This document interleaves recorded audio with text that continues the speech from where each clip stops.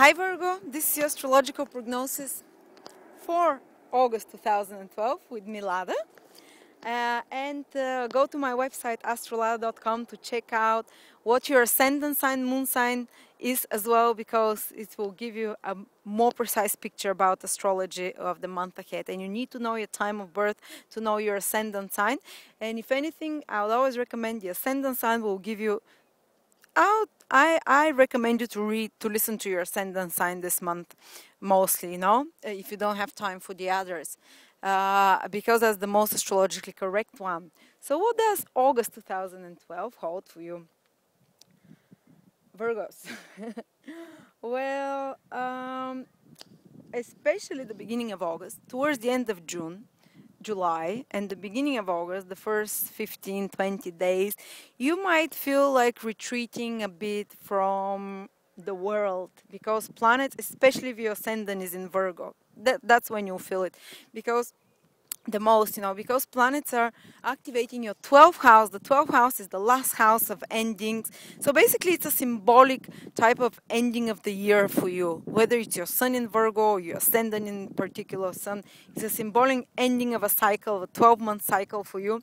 And you feel when endings come, person doesn't feel like, even if he feels like starting something new, he will not have the energy, or it's kind of a person has to withdraw within themselves to finish the process. Maybe there'll be some endings in your life, but nothing big. Don't expect like your marriage ending or something, but kind of like a wrapping up of certain things for the past 12 months that you've been doing, and more retreat. The 12th house is the house of rest, where you have to escape from the world to recuperate your energy so you can emerge again towards the end of August, when the planets go into your sign of Virgo, and trigger your juices for initiation and for a new start.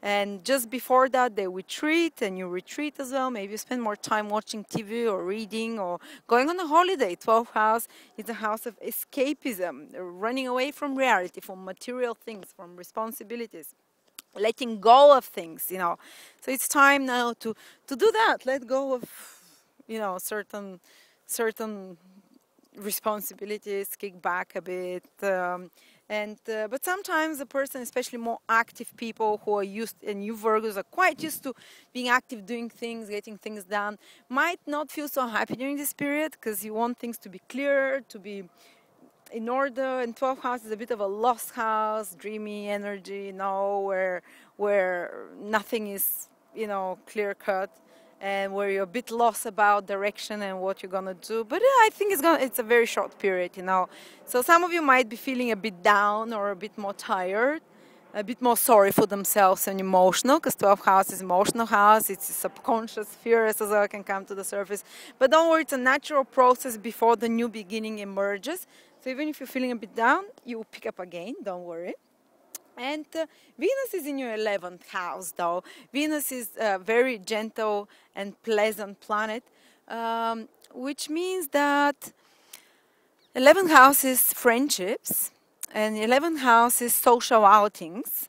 So even though you might feel like not so much starting new things or withdrawing a bit from the world, you can actually have some pleasurable experiences in social outings with others, maybe some joining some groups, going to some lectures, being with friends, especially if they go on a holiday. You have some pleasurable moments there with like-minded people, So it's a good time actually for a holiday this month for you Virgos, and just learn to relax, And what else?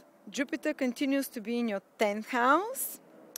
And 10th house is the house of career, but Jupiter will be there till next May, June 2013. I'm just reminding you, especially if your ascendant is in Virgo, that this month is again a chance for you to have some positive developments in your career. And Jupiter is in your 12th house once in 12 years, so it's a rare. Jupiter is the great benefic. Whatever it is, it tends to bring the more positive experiences there, and it tends to give you what you need exactly, So some of you might find new jobs this month, and some of you might get certain promotions or certain activation of their activity, their business activities or something to do with career and actions. They can get some positive developments from there. But on the whole, you might be feeling a bit less energetic than normal this month. But that's only to around the 15th, 20th of August, because after that, the Sun and Mercury, they go into your sign, and then the last part of August and the first part and the bigger part of September, you feel much more energized, and things will be happening quite good for you, quite strongly. And also career matters will be really starting to move forward in a positive way.